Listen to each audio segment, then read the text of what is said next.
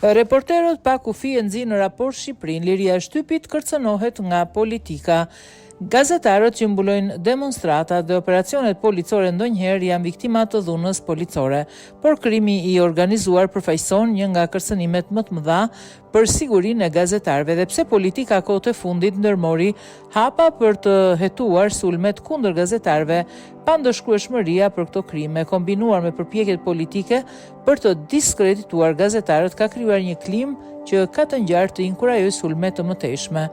Organizata Reporterët pa kufi ka publikuar raportin vjetor në lidhje me gjendjen e lirisë së shtypit në botë, ku Shqipëria ka apësuar përmirësi me 19 vende në krahasim me një vit më parë.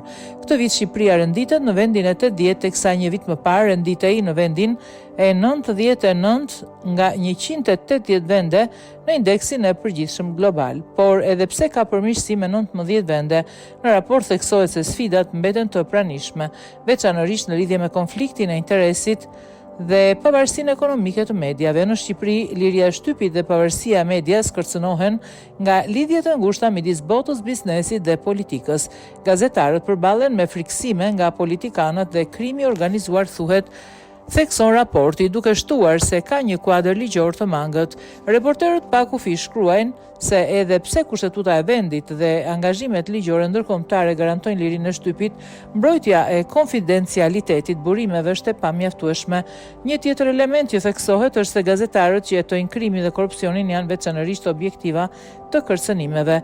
Gazetarët që mbulojnë demonstratat dhe operacionet policore ndonjëherë janë viktima të dhunës policore, por krimi organizuar përfaqëson një nga kërcënimet më të mëdha për sigurinë e gazetarëve. Edhe pse policia kohët e fundit ndërmori hapa për të hetuar sulmet kundër gazetarëve, pandëshkrueshmëria për këto krime kombinuar me përpjekjet politike për të diskredituar gazetarët ka krijuar një klim që ka të ngjarë të inkurajojë sulme të mëtejshme.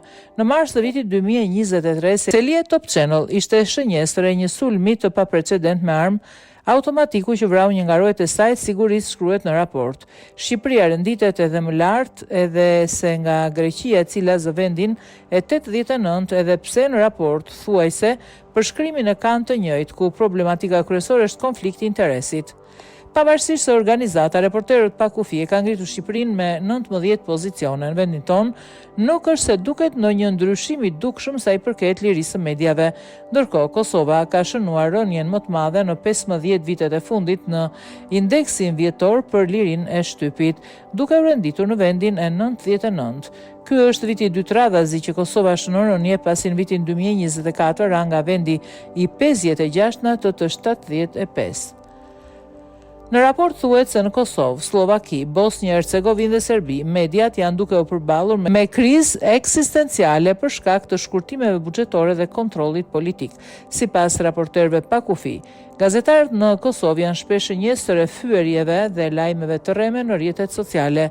Ata, sipas raportit, akuzohen padrejtësisht për bashkëpunim me armikun, retorike e përdorur nga grupet politike dhe fetare.